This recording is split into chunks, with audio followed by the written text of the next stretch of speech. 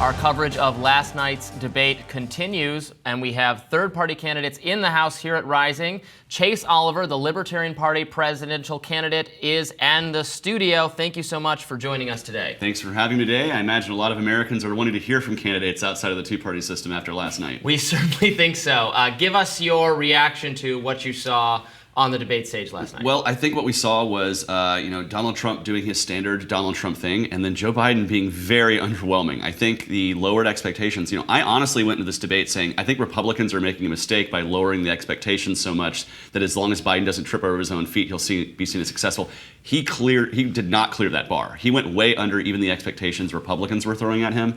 And I think Democrats are panicking right now. What issues do you think, the Libertarian Party and your candidacy bring that were not covered in the debate last night? Well, I don't think we saw anybody, speaking up for the innocent people in Palestine who have died from the results of the airstrikes that we saw. I support Israel's right to respond to a terrorist attack on October 7th, but I think what they've done and the way they've done it has created a lot of casualties that were not mentioned last night when discussing the Israel-Gaza war. And I really think, on the issue of being pro-choice, which I am, Joe Biden really dropped the ball. He had an easy layup to talk to his base, and he couldn't do that. Instead, he wandered off into talking about Lincoln Riley. Were you surprised by the Democratic reaction and the reaction from the liberal media? I mean, we saw CNN in full-on panic mode last night. Van Jones, David Axelrod talking about how much they love the president, but it might be time for him to step aside. Frankly, it sounded like an intervention. Yeah, I think, what has happened with a lot of the Washington insiders is they've been trying to deny themselves over and over again, saying, he's just stuttering, it's just, it's fine, he's fine. And then when it was brought in front of the American people, we now see loud and clear that there is a real need for some change in the Democratic Party. And I would not be surprised if there's not a huge movement to get Biden to step down. They were both asked questions about the national debt, the economic situation of the country. Obviously, both Republicans and Democrats are responsible for contributing to that problem. I saw in some of the counter-programming that RFK Jr. was doing during the debate, he really highlighted that issue, how, again, both Republicans and Democrats are responsible for this. What did you make of their answers on the debt subject? I just think, of course, they're weak on that subject because they have no real defense for the fact that they've been adding trillions and trillions of dollars to our debt. Donald Trump added more than any other president in a 4-year period. So the idea of fiscal conservatism got totally tossed out the window. I think this is why it's important to have a libertarian voice who's reminding people that, hey, the first way we start paying down the debt and deficit is to balance the budget and to start getting our economy under control and stop with the inflation that we're all feeling. And nobody addressed that. The fact that our debt and deficits are actually driving the inflation we feel, because when we print trillions of dollars out of thin air, it devalues the dollar everybody has in their pocket or their bank account.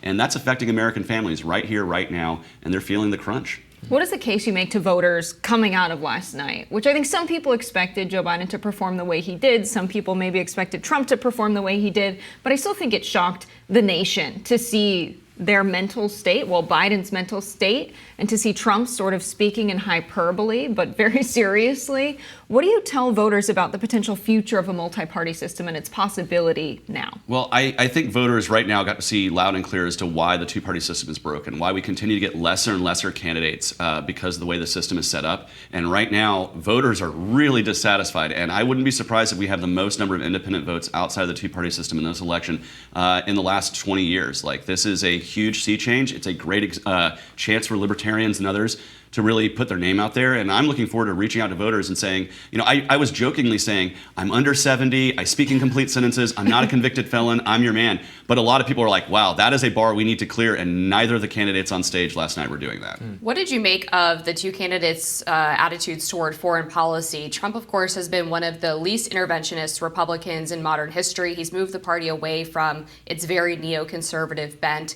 But where do you differ from him specifically on your foreign policy stances? Well, I think his foreign policy is quite erratic. He talks about how he didn't start any new wars, but he also, drone bombed more in 4 years than Obama did in 8. And so he still exported our values militarily through the drone bomb all over the world. He talks about not starting new wars, but then he brags about selling arms to Saudi Arabia, who's persecuting a war against people right now in Yemen. And so it's a very erratic foreign policy that's not really based in principle. Libertarians, we support being non-interventionist because we know the best way to export our values is through diplomacy, free trade, and voluntary exchange. exchange and not trying to militarize the world. And, Trump talks a good game, but he still drone bombs all over the world when he was president. If I can follow up on that, just on the exporting free trade and that being sort of a driver of liberalizing other countries, we haven't really seen that be the case in China, which we opened up global trade with them, 40, 50 years ago, and we've actually seen them continue to commit a lot of human rights abuses. So what is the evidence for this free market-based approach to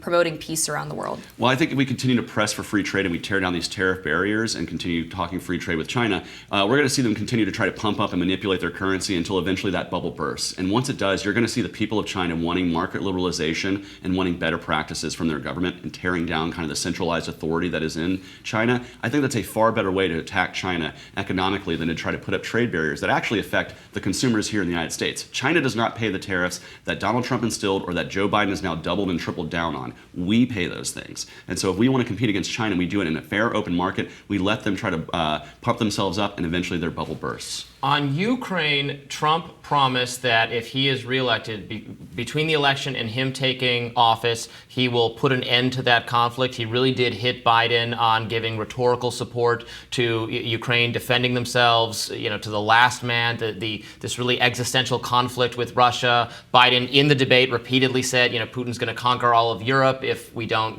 stand. And there was a lot of conversation about, well, is this World War III? Trump saying World War III is more likely if you have Biden again. Biden saying the reverse. What did you make of those answers? Well, I think both of them are erratic. I think, honestly, either one of these men can bring us closer to World War III based on their foreign policy and the records that they had as president. I would like to see an end to the Ukraine war. Do I think that a president-elect can do that between the time he's elected and the time he takes office? I don't really know, because that's never been done before. There's no real mechanism to get that done. You have no official authority until you enter office. And so if Trump were to be elected and I'd want to see what that really looks like. But as far as I see right now, that's just a rhetorical flourish from the former president until he gets into office if he were to be reelected. One of the biggest topics last night we heard about was immigration. And this is one of the issues that I think your position is very different from both candidates. Can you speak to that a little bit? Yeah, I want to see a 21st century Ellis Island. I recognize we have a crisis at our southern border, but that is not caused by migration. That is caused by government's inability to properly process people who want to come here and work and create economic output in this country, create a prosperity, create businesses.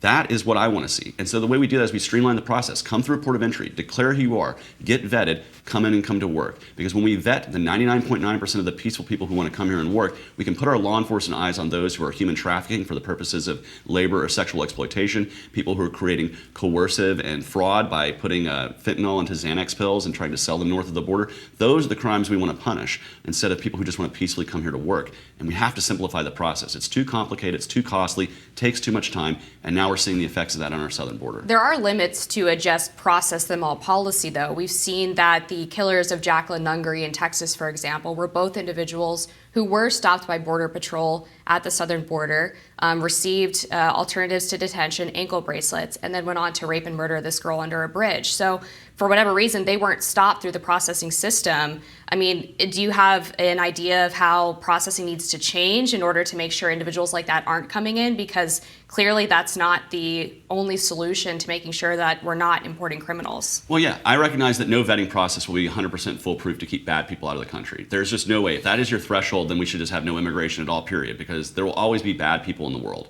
What we have to recognize, though, is that immigrants, both legal and illegal, commit less crime on average than native-born American people. So I don't want to paint every single person who wants to come to this country and work with somebody who came to this country and did something terrible. If you commit a crime like that, absolutely punish that person, and if they need to be deported, deport them immediately. Like, that is something we can, well, after they serve their time in prison. But yes, you punish criminals, but you don't punish people who are peacefully wanting to come here and work, which is what the vast majority of immigrants are. And right now they're stuck in a broken system that doesn't allow them to do that.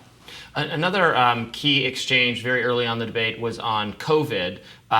Trump hitting Biden, saying that Biden inherited the Trump administration's massive push on therapeutics and vaccines, and then he went after Biden for having done a vaccine mandate. Trump was pro-vaccine but against doing the mandates, and they had a big exchange on COVID. Trump pointing out that more people actually died from COVID during the Biden administration than during the Trump administration. What is the Libertarian view of how COVID should have been handled in a future pandemic? So the Libertarian position, first off, we shouldn't have had governors locking down businesses all over the country. We lost so much economic output because of this arbitrary lockdowns, and we shouldn't be having government mandating medical behavior. If you believe that taking a vaccine is a good idea, take a vaccine, live your life, and if you're a property owner, you can determine who can come on your property. All these things are removed from the realm of government. What we had during COVID was on both sides wanting to clamp down on what you could hear, what you could say, and what is the recommended information. And that increased under Joe Biden too. So for me, get the government out of my life. I shouldn't need the government to tell me, hey, you need to go to your doctor, you maybe need to take care of yourself.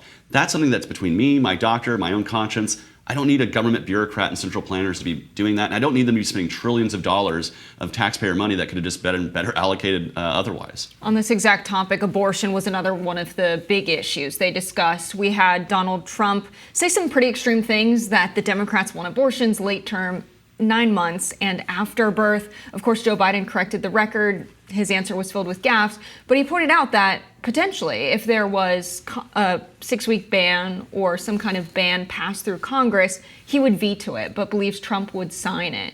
If we get to the point of having Congress pass this legislation and you were in office as president, would you sign a national ban like that? No, I would veto a ban like that. I don't support a ban on abortion. I support women's bodily autonomy and their right to make their own decisions. I support the standards of Roe v. Wade. You should be able to receive an abortion up to the point of viability. Post-viability, that should be done between a doctor who's just saying that the life of the mother is at risk. That is where most Americans are at. It's where Joe Biden was at with the Hyde Amendment, too, not having public taxpayer dollars going to fund abortion, which is where I'm at. But he got pushed to the left, Trump got pushed to the right, and this just speaks to the hyperpolarization of this issue. I think this should be down to the most local government, which is your own self-governance, your own individual choice. It shouldn't be a state or a nation state determining your bodily autonomy. I would rather you, your doctor, your own conscience determine that up to the point of viability, and post-viability, a doctor should be able to determine if your life is at risk and allow for that. So if there were a ban that came through the federal government and came to your desk as president that banned abortions after the point of viability with exceptions for health of the mother, is that something that you would sign? I think that's the Roe v. Wade standard. Yeah, that would be codifying basically Roe v. Wade and Casey into law, and I think that's where most Americans are, and I think that's where we need to be in terms of bodily autonomy and the way we respect women's rights to make their own choices about their own reproductive health. After what happened last night on the debate stage, I think a lot of Americans who tuned in might be paying attention to third-party candidates for the first time, seeing, well, are there other alternatives out there? Tell us a little bit about what you're doing in terms of your campaigning, where you're going, the Libertarian Party's access to the ballots in the many states. The Libertarian Party has been on, I think, every state in previous elections, and my understanding is there could be some difficulty with that this year. Obviously, the two-party system has made it very difficult for alternative perspectives to be represented on the ballot. Talk to us a little bit about your quest for making your case to the American people. Yeah, so currently we're on the ballot in 38 states and growing. We're going to have the highest ballot access, I believe, of all of the independent or third-party candidates, and so that gives voters across the country the ability to choose outside of Donald Trump and Joe Biden. We're going to be campaigning heavily all across the country. As opposed to Donald Trump and Joe Biden, who'll be focusing on 4 or 5 swing states, my goal is to get out to as many states as possible, get as many Libertarian voters out so we can build the Libertarian Party across the country when things like ballot access, major party status, help local candidates win their elections. And so this is my goal. So I'm not focusing on 2 or 3 states. I'm trying to be as spread out as I can. Me and my running mate, Mike Tremont, are splitting the country up right now, traveling all over the place. And I think it speaks to the energy that our campaign has. That's a difference that we have, obviously, between Joe Biden and even Donald Trump. Me being under the age of 40, I have the energy, the enthusiasm, the drive to get on the campaign trail as much as possible. I'm going to be doing a lot of early mornings and a lot of late nights, and I just don't see that coming from Donald Trump or Joe Biden, or frankly, a lot of the other candidates. You could be our first millennial president, I understand. Thank you so much, Chase Oliver, for joining us. We really appreciate it. Thank you very much. More Rising right after this.